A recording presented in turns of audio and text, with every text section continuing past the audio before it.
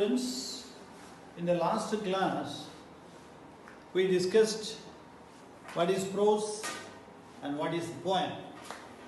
Prose is right words in right places. Poem is best words in best places. And I would like to remind you that poetry is a collection of poems. This is just for your reminder. And in the last class we saw about Robert Frost, a famous American poet, along with Emerson, etc. So, in the last poem we enjoyed Robert Frost's Change of Mood. Here, the title itself is attractive. Fire and ice. So they are two different poles. They are different poles apart. Fire belongs to one pole and the ice belongs to other pole. That is, fire represents hot, warm. Ice represents chill, coldness.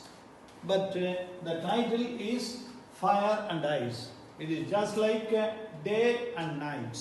It is just like sun and moon. It is just like coffee and tea, like that. So Fire and Ice by Robert Frost. There are only two stanzas. I told you, a group of lines having a separate entity in a poem is called a stanza. You see, some say, every one of you has got the opinion. Some people say that the world will end very soon. Some people say that the world will not come to an end at all. But you think of a situation in which suddenly sun is extinguished. What will happen? The ocean will take care of the entire world. The ocean will swallow the entire world. Okay, so if the sun gets extinguished, it will be the last day of the world. And whatever is born must have its end. If a person has born, he has to die. If there is a planet and the planet will end one day or other, it may take a lot of time, of course. You see, some people are of the opinion the world will end by fire, and some say in ice. What's the meaning? That is, when the fire is a symbol of emotions. The fire is a symbol. We can also say that every nation, every powerful nation, say America, Russia, China, Britain, France, etc., they have piled atomic weapons. They have piled arms and ammunitions that say alone in America that the weapons are available to kill all the human beings 3 times. So such is the stock of weapons, arms and ammunitions in America. So those kind of weapons, they are represented as fire. See what happened during World War I? What has happened during World War II? In the World War II, the effect was tremendous. There were twin cities in Japan called Hiroshima and Nagasaki, wherein the country, America, has bombarded, and thousands and thousands, if not millions of people have lost their lives, and still the effect, the consequences are continuing today. That is represented by fire, violent desires. I want to overcome. You see what China did some days ago. It wanted to expand its country. So it has started occupying Indian territory. So we lost the sweet lives of some 20 Indian martyrs. See, it is caused by the fire. It is caused by the greatest passions of those countries. So some say the world will end in fire, and some of them are the opinion that the world may die out of ice. From what I have tasted of desire, I hold those who favor the fire. You see, the desire and fire are rhyming together. Desire and fire are rhyming together. It in English literature, it was a tradition to maintain the last two words used to be phonetic effect. So it gives a musical taste, just like the Tirupugal in Tamil literature. So the desire and the fire. I hold those who favor fire. I support the people who say that the world will be destructed. The world will be destructed by fire. I support them. But if it had to perish twice, perish means destroy, destruction, decay, whatever you call, perish twice, I think I know enough of hate. What is distancing the people? What is distancing one nation from other nation? What is distancing one state from other? It is hate, hatred, enmity, antagonism. So it is caused by hate. That hate is a symbol of ice. Ice symbolizes a hate. I think I know enough of hate to say that for destruction ice. So same meaning, perish and destructions are synonymous, but two different words are given. It is also great and it would suffice. So suffice means sufficient. It is a poetical expression of sufficient. Suffice is the poetical expression of sufficient. It is also great and would suffice. So people say that the world will be destroyed by fire. Equally, the world can also be destroyed by ice. Ice means that is a hatred. Hatred between the nations. Hatred between the countries. Hatred between the continents. Hatred between man and man. Hatred between different castes. And Matthew Arnold used to say that we are like ignorant armies clashing and dying in the darkness. So the same thing is represented by Robert Frost here. So whether it is ice or whether it is fire. Fire means violent desires. Ice means hatred. Please remember, fire and ice, they are symbolizing in this way. Fire symbolizes violent desires and ice symbolizes the hatred.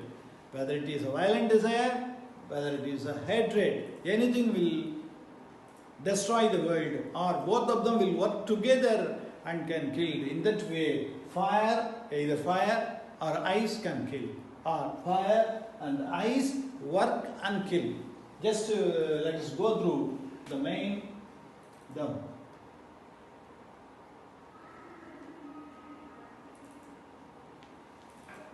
You see, for Frost, what do fire and ice stand for?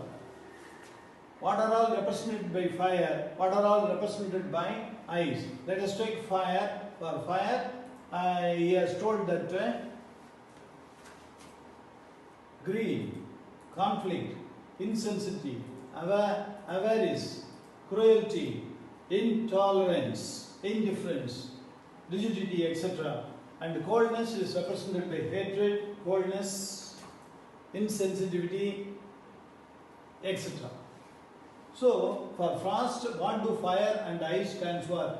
And you see, 1, 2, 3, 4, 5, 6, 7, 8, 9, 10, 11 and 12. There are 12 emotions or 12 types of feelings which may be responsible for the destruction of the entire world. Not all put together should be needed to destroy the world. Anyone in excess with the country, it can destroy the rest of the world. That is what has happened during World War I and II. You see, I told you in the central idea of the poem is always important. Central idea of the poem is called yes, you are right, theme.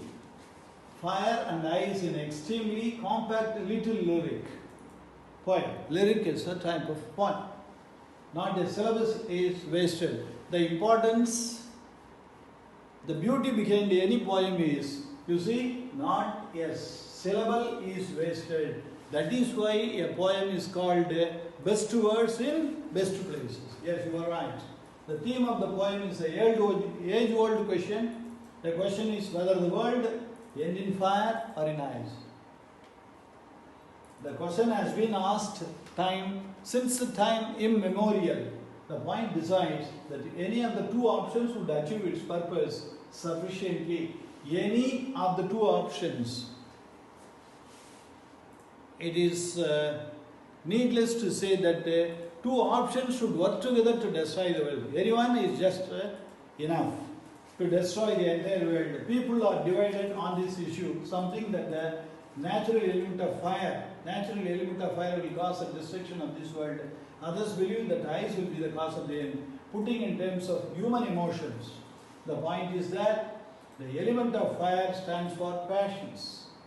The element of fire stands for what? Passions, desires and love. Unbridled passions and desires can cause the end of the world. This is what has been advocated by Buddha.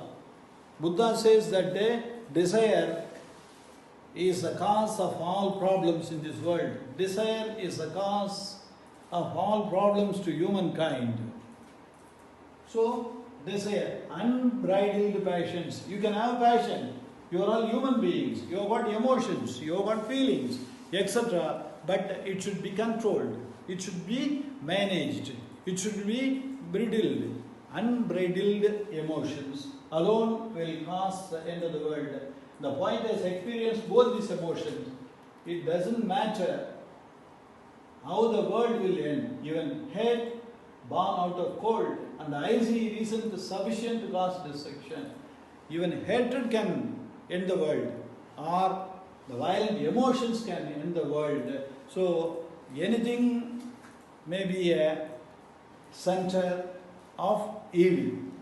A detailed summary here it is available. Fire and Ice is a symbolic poem by Robert Frost. The poet wants to aware the humanity that everything will end one day as a result of human misdeeds. You please listen the word. The world will not die on itself, but the world will be brought to an end by human misdeeds. By human misdeeds.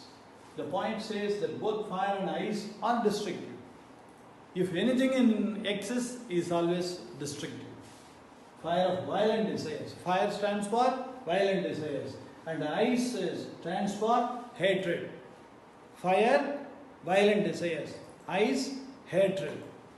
Hatred between man and man. Ice has been presented as a symbol of hatred. And my dear students, you please remember, there are only two things. Fire and ice are represented. The fire is a symbol of violent desire. Fire is a symbol of what? Yes, violent desire. Ice is a symbol of what? Yes, hatred. So, violent desires and hatred may cause the destruction of the world. So, let us keep away ourselves.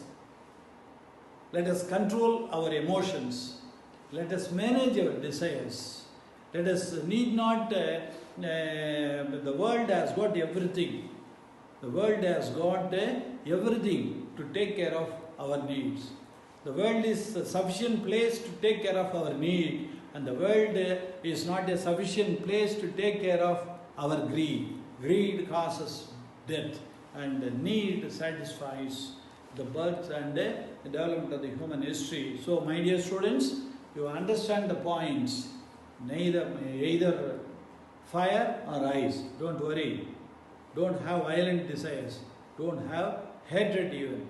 Love thy neighbor. That is the message of Jesus Christ.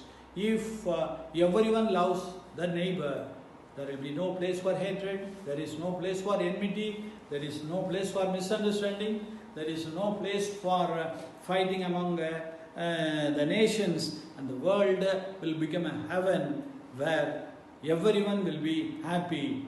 That then the God, the Creator, will be happy. Thank you. Go through the poem. Try to memorize. All the best.